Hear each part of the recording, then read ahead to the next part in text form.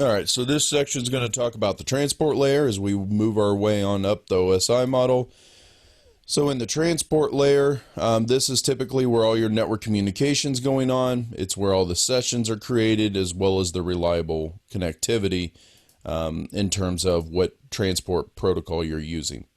So the role of the transport layer is to be responsible for logical communications running between applications on different hosts. So you usually have the highest level application to application. That transport is going to move that between that and the internet layer. The transport layer has no knowledge of destination host type or the media for which its data must travel. The path taken by the data, congestion, etc. That's all handled at the internet link.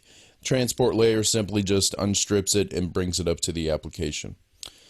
So there's generally two different protocols that we use here. There's TCP, or Transmission Control Protocol, and then UDP, which is your User Datagram Protocol. On the transport layer responsibilities, it's just for tracking individual conversations. So every time you open up a web page, this is going to be a separate conversation. Even within a single web page, you may have multiple conversations going on between there, especially if you have things like API REST or something like that's going on up here. You're going to have multiple sockets coming back this direction that can then get transmitted out to the same address. And so its responsibility is to maintain and track those conversations and then make sure that if it has multiple hosts that it can communicate simultaneously, and then dividing that data up into manageable pieces. So when you go and chop up data, it's called segmenting data, and then you have to reassemble those segments. So the transport layer will divide that application data into appropriately sized blocks based on whatever MTU you have for your overall packet size. Those are either called segments or datagrams. And then it will use different blocks for each one, divides the data into smaller blocks, and so it's easier to manage. So again, this all depends on your packet size that you have above. You then have to add header information on top of that, which is just binary information organized to identify what type of service is coming through there. That header information is used by the receiving host to reassemble those blocks back. They may do it in order, they may do it out of order, depending on the protocol that's used to transmit it between. So when you identify applications, for example, email here, we're going to see that we're running on port 110, HTML on port 80, internet chat on 531. These are all different applications that are going to go over your transport layer.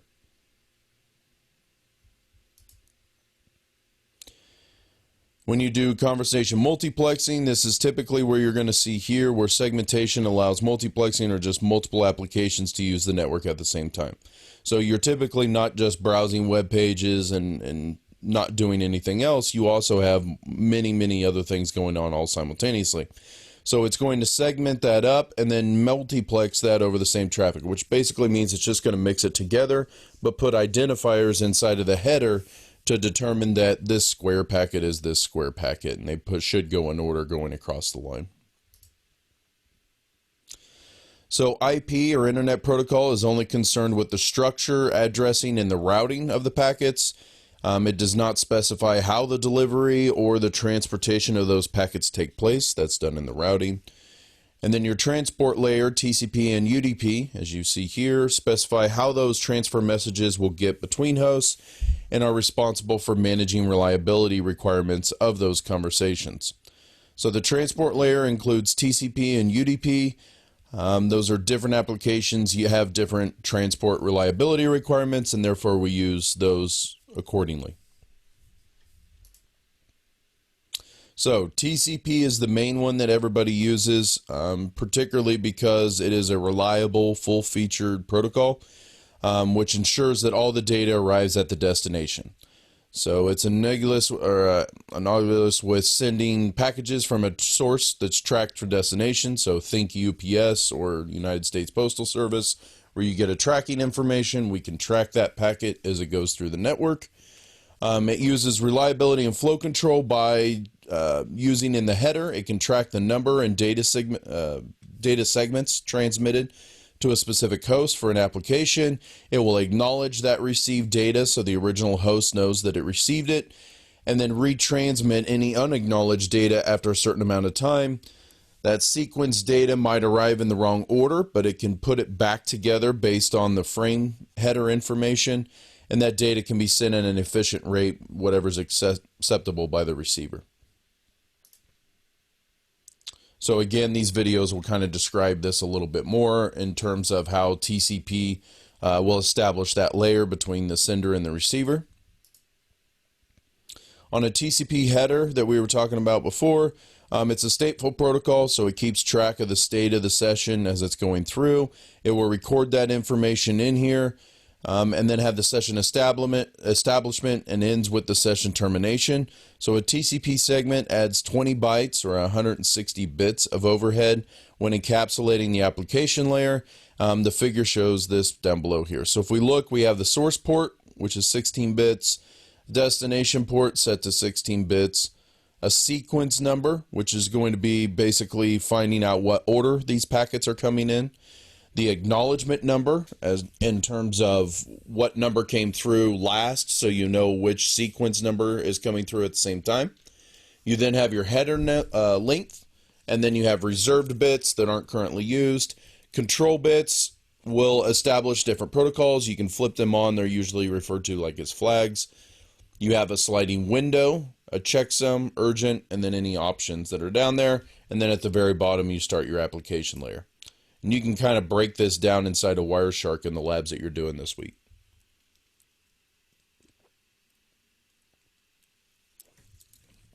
So as you see there, source port, so those are pretty identifiable. Again, the sequence numbers for your reassembly. Acknowledgement port is going to be sending which one received and the next byte that's expected to come through there. These control bits, like I mentioned, these are often called flags, and they can be used to indicate a purpose or a function going through there. And then you can see these different checksums here as well. So the difference between UDP and TCP is UDP is extremely simple. It does not provide much in terms of reliability as well as flow control, and therefore it requires fewer header fields, so you can actually send the data faster because it's smaller. The data and the receiver UDP processes don't have to manage reliability, and therefore they can be delivered between appropriate applications with very little overhead and data checking. Because UDP doesn't provide reliability or flow control, it doesn't require an established connection, and therefore it's known as a stateless protocol because it does not keep track of the information that's sent between the user and the client or the client and the server. So it's generally known as a best effort delivery protocol. That's kind of a key one there, as that's probably going to be on an exam. UDP is known as best effort because there's no acknowledgement that the data was received at the destination. So it's like placing a regular non-registered letter in the mail. The sender of the letter is not aware of the availability of the receiver to receive the letter, nor is the post office responsible for tracking that letter and informing the sender if the letter doesn't arrive. So in a UDP header, you can see this here. It basically just has a source port, destination, the length of what's going on, and a simple checksum, just to make sure that the data is not corrupt inside of this actual header, and then it just attaches the data. So significantly faster as it goes through here. Typically this is done for live video, so as I mentioned in the prior section, UDP is usually used in combination with multicast in order to deliver IPTV from some providers. You can also use it to deliver voice across the network. They can tolerate some data loss, and they're perfectly suited to UDP packets. Again, blocks of communication inside a UDP are called datagrams or segments. These datagrams are sent out as a best effort. As you can see here, it only requires 8 bytes or 64 bits in order to transmit the header field. As we can see through here, the purpose is the exact same as on the TCP. You just have significantly less fields. So a socket pair, this is where I was talking a little bit about WebSockets, but you can also have sockets in general. You have a source and destination port that are placed within a segment. That segment has an encapsulated with an IP packet. That IP packet contains the IP address of both the source and the destination, and the combination of all those and the destination IP address is what's known as a socket. So you're opening a socket between one host and a client in between there. Sockets can enable multiple processes running on the client to distinguish themselves from each other, and multiple connections to a server process to distinguish from one another. So you don't necessarily have to use the same port number for send and receive. This is where you're opening up those higher ports that we talked about. The transport layer tracks and keeps this information from the application that's initiated the request, and therefore the response is returned and can be forwarded to the correct application. So as we can see here, this source port, and this is the destination port, port 21. As it sends it down to the server, the client is actually reading out here on 1305. That's the socket or the port that it opens up on the client, where the server is a known port on port 21 for an FTP. Down below, again, a client or your laptop, desktop is going to open up a port of 1099 and then get a destination port of 80 in order to pull that traffic back.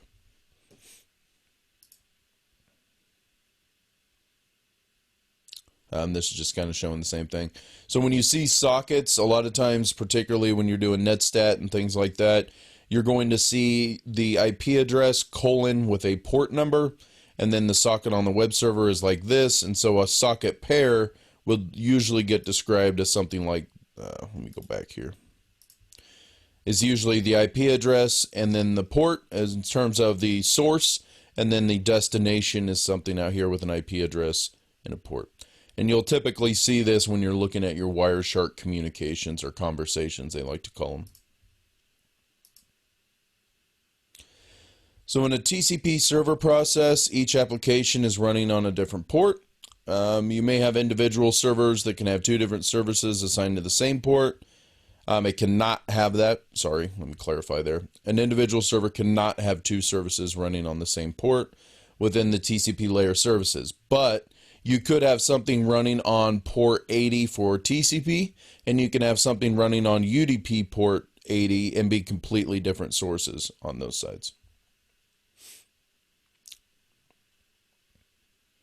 An active server application is assigned to a specific port considered open. Those ports can be open simultaneously.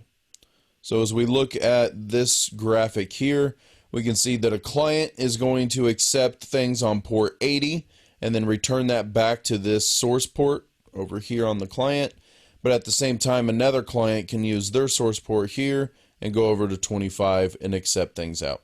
So this is just depicting what a typical server would do, is offer up services, and different clients can connect to those different services at the same time. You notice that it's using the well-known port numbers for the destination on the server. Okay. These dynamic ports, these open and close, they're just for the socket that's open. So you may continuously rotate these ports. That's why you're seeing them in the higher number, in the 49,000 range, all the way up to 51,000 here. The highest port being 65,532. On your response ports, as it goes back, as we can see here, it's going to reconnect back to that original source port. So source port here is 80 from the server, going back to the destination of the 49,152 coming back. Same information there. On a TCP, you have what's known as the three-way handshake. And so a three-way handshake, you guys will need to be familiar with that. It'll definitely be on the exam. You're going to send a send packet from A going to B. That send packet is over here. It's sent to B. The send, B is receiving that. So step 2 is it's going to send an ACK packet as well as its own send packet. And this is a synchronized packet. So it sends a send packet, it's received, it's going to send its own send packet with a different sequence number along with an acknowledgement number here. So 101, it has a control of a send ACK, comes back this direction. This host will receive that, send it back this direction, and now have a sequence, an ACK number, and a control. And then it can use this communication in order to guarantee delivery at this point. So when it sets up a establishment or a connection between a server and a client, before it starts sending a bunch of packets, it's going to start with a send ACK, and then an ACK that comes over here to acknowledge that final step. To close one of those connections, a fin packet is sent, so a finish packet must be in the segment header. To end that one-way TCP communication or a two-way handshake consisting of just fin segments and an ACK in order to accept that. And therefore to terminate a single conversation supported by TCP, 4 exchanges are needed total in order to end both sessions. Either the client or the server can initiate that termination. In terms of the client and the server are used for reference and simplicity, but you could have 2 clients talking to each other, etc. So for example, if you're going to terminate that session that we had set up, you'll need to send a fin packet from A over to this one. It sends an ACK packet back over to server 1, and then you're going to have to repeat that process from the other side. Fin packet is sent over here with from the B side to finalize, and then the A side needs to send their ACK packet back. So a host will maintain that state and track each one of those data segments within a session and exchange that information about the data. TCP is considered a full duplex protocol, where communication is represented in two different one-way communication sessions. To establish that connection, the host must perform a 3-way handshake, as we showed before. Those control bits will indicate the process and the status of that connection.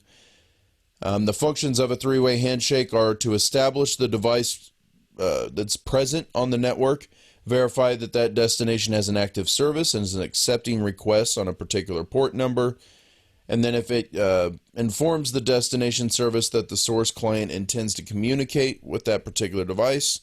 And then you can see that down here that a connection and a session mechanisms enable at the TCP reliability side. So as you can see here, you have different control bits that are inside of here. Those are those flags. You have an urge in order for an urgent point field here. You also have an ACK. Those are the most common ones you're using during the sliding window or the handshake. You're then going to have ACK, resets, syncs, fins, and then you have these other 3 out here that you can use on particular cases. Again, there's some good videos that are going to describe this in better detail. You guys will use a Wireshark in order to watch a three-way handshake happen. That's one of the labs that you'll do this week.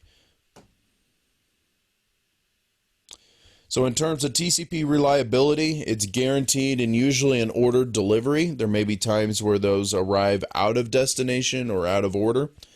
For the original message to be understood, all data must be received, and then the data of those segments must be reassembled together. That sequence number at the top in the header is what's used to realign all the packets inside of there.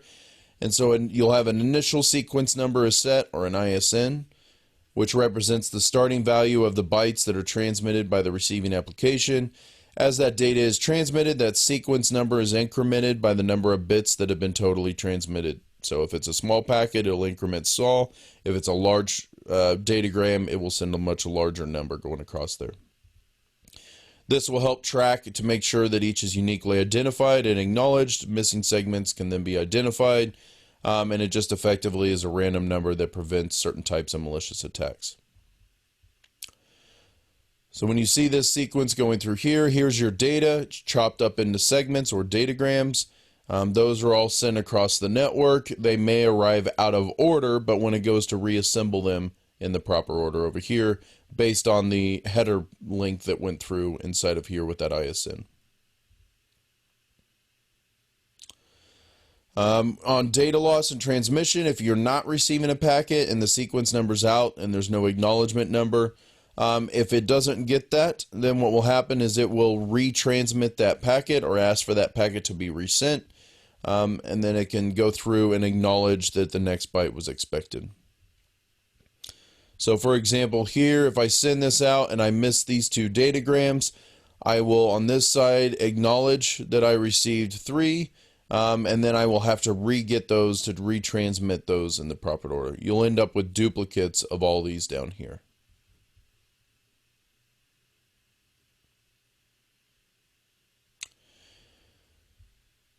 If they support what's called a selective acknowledgement, then it can only accept the packets that are missing, so that would be great. Then it only needs to retransmit the ones that are necessary in order to finish those packets. It all depends on whether the hosts and the client support SAC, or selective acknowledgement. All right, flow control. So this is often referred to as TCP flow control. It's the amount of data that the destination can receive and process reliably. And so this is going to adjust the data size, and this is often referred to as the window size. So the TCP includes a 16-bit field called the window size. That window size determines the amount of data that can be sent before expecting an acknowledgement. The acknowledgement is the number expected of the next byte, and then that window size is the number of bytes the destination device can receive. So when you first start out, it's going to start with a larger window size. So for example, here during the three-way handshake, it sets a window size of 10,000 and an MSS of 1460, which is the maximal size transmission unit. So it's going to send this window of 10,000, send a sequence number back of 1460, receive that, and then it's going to send another one of 1461, receive that, acknowledge that. It's going to send that acknowledgement back. Then it sends a much larger window, says, hey, I can actually receive more than that original window that we had. So it sends out a much larger number this time going across, and then sends that window back.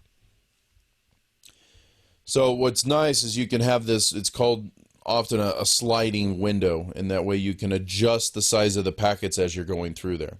So as you see here, devices today use a sliding window. A receiver sends an acknowledgement after every 2 segments it receives. The advantage of sliding windows is it allows the sender to continuously transmit segments as long as the receiver is acknowledging the previous ones. So you can increase that buffer or reduce that buffer if for some reason you're starting to get latency on your network. So the MSS, or your maximum segment size, is going to be, that's what's sent over here. So we talked about this a little bit. It's part of the options field in the TCP header, and this is saying how big that data packet is. So 1460 is below the Ethernet frame of a total of 1500 bytes, and therefore it can keep that down. So as you see here, so the entire frame has to be 1500. This IPv4 section is 20 bytes, TCP is 20 bytes, which only leaves us with 1460 for the data frame size to go through here. That's the reason we typically see 1460 on your MSS or your packet size. It's also referred to as the MTU, which is this total frame size of 1500.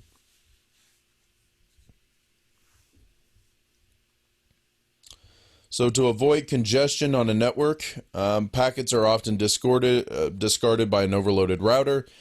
Therefore, when those packets containing TCP segments don't reach their destination, they're left unacknowledged, and therefore the rate of those being unacknowledged can determine a certain level of congestion. So whenever there's congestion, you cause a retransmission of those lost TCP segments from the source. If there's a lot of retransmissions, then you can determine that there's a lot of congestion going on, and you may need to understand what's going on with your router. Maybe there's some latency, maybe the IP tables are a little messed up. All of that is going to go through there and get checked. TCP itself has several congestion handling mechanisms, including timers and different algorithms. So for example, if I send this TCP packet over to B, I don't get these next 2 received, I send 4, it's going to receive 2 and therefore ask me to retransmit 2 and 3. If it notices that there's a big congestion, it will start to slow down the TCP window so that it's not sending as large of packets. You guys will be able to use a fun lab here called Nmap. Nmap is going to be one of the biggest tools that you guys will use for reconnaissance. It allows you to do port scanning and find out what is out there, as well as doing security audits on yourself. This way you can make sure that you only have ports open that you expected to have open. All right, so to summarize the transport layer, what did we learn in this particular module? The transport layer is the link between the application layer and then the lower transmission ones. The transport layer is TCP and UDP. And how you want to use which one is determined by the reliability that you want to have for that particular application. When you keep track of the conversations, also known as sessions, you are segmenting that data up and then reassembling those segments on the far side, adding the segment header information, identifying those applications, and then conversation multiplexing. TCP is stateful and reliable, where UDP is stateless and fast. Very little overhead, very little data inside of there. UDP is common for VoIP and DNS, as well as video. TCP is commonly used for email, web, and almost all other services. All right. Does anybody have any questions over the transport layer?